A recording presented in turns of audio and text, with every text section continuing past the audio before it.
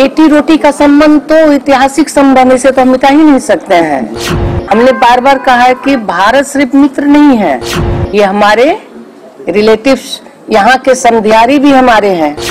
हमारे यहाँ सीता और राम की संबंध भी यहाँ है। नेपाल सरकार के भौमिक पूर्वाधार और यातायात मंत्री रेणु कुमारी ने जनकपुर और सीमावर्ती रेलवे स्टेशन इनरवा का सड़क मार्ग से औचक निरीक्षण किया।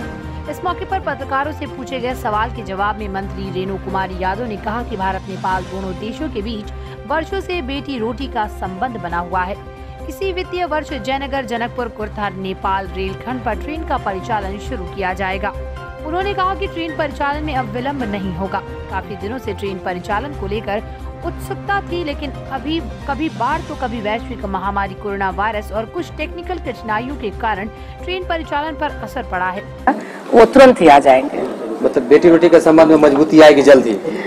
बेटी रोटी का संबंध तो ऐतिहासिक संबंध, इसे तो हम मिटा ही नहीं सकते हैं।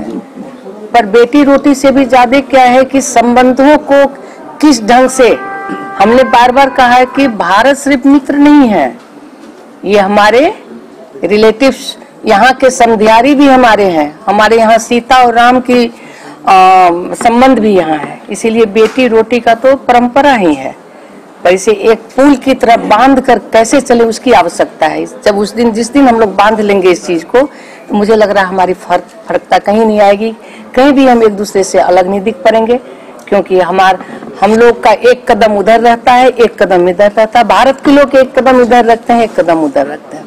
तो इसमें मजबूती से भी नहीं, मजबूती तो एक होता है कि कभी मजबूत कर दे, टूटे नहीं, ये तो टूटने वाला संबंध ही नहीं है। इसलिए मजबूती नहीं, ये संबंध ऐतिहासिक है और आगे बढ़ते रहेगा।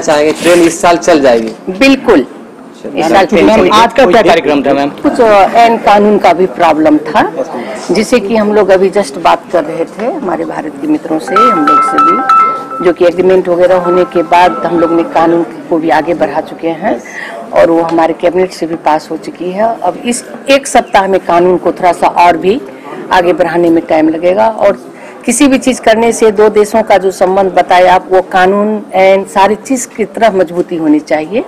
नहीं तो गाड़ियां तो चार चक्के, हमारी जीप तो उधर भी जाती हैं उधर भी आती हैं, पर ट्रेन तो ऐसे नहीं आ सकता, नहीं तो जयनगर से तान के ले आते हैं हम लोग यहाँ।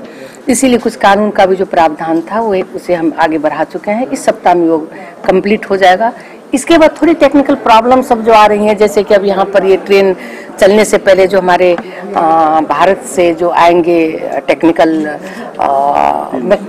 टेक्नीशियन वगैरह जो आएंगे, तो उसे भी लाना है, तो उसका भी एक एग्रीमेंट होगा कि वो आने के बाद कुछ दिन यहाँ कंटिन्यू रखना पड़ेगा उन्हें।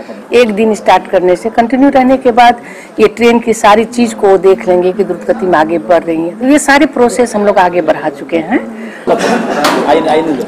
ऐसा है कि अब कभी कभी ट्रेन काफी दिनों से हम लोग का ये चलाने की इच्छा होते हुए भी कुछ टेक्निकल प्रॉब्लम, कभी देश की हमारी स्थिति, कभी कोरोना, ये सब को फेस करते हुए थोड़ा विलम्ब हुआ। लेकिन हम लोग अभी जो जिस दिन से हस्तांतरण हुआ है रेलवे का, ये उस दिन से हम लोग इधर भी, हमारे नेपाल में भी काफी उत्सुकता के साथ हमारी नेपाल सरकार और हम लोग खुद लगे हुए हैं। और भारत सरकार का भी जो इच्छा है और उनकी जो सहयोग है, तो मुझे लग रहा है कि अब विलम्ब नहीं होगी, ये आगे बढ़ेगा। कभी कभी कुछ प्रॉब्लमें आती हैं, कभी चुनाव हो जाना, कभी प्रकृति का देन हो जाना, इसके कारण से भी हम लोग थोड़ा सा। क्या उम्मीद है इस वर्ष में चालू हो जाएगी?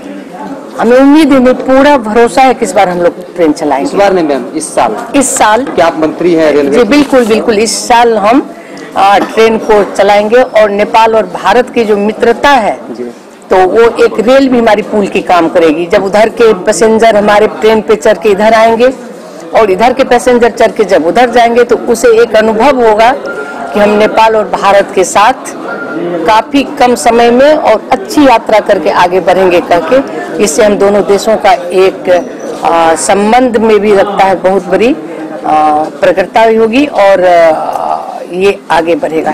हम लोग की एकदम प्रतिबद्धता है कि इस साल हम लोग ट्रेन चलाएंगे। ऐसा है, वो कर्मचारी को इसलिए नहीं हटाया गया है। रेल की जो हम लोग की कंसेप्ट थी, बहुत पहले कुछ कर्मचारियों का ट्रेनिंग भी हुआ था, तो तत्काल उसमें कुछ लोग ट्रेनिंग लिए हुए थे, कुछ लोग उसमें से कहीं दूसरी जगह सर्विस करने चले गए, क्योंकि काफ़ी लेट होने के चलते बहुत सारे लोग अवेलेबल भी नहीं थे।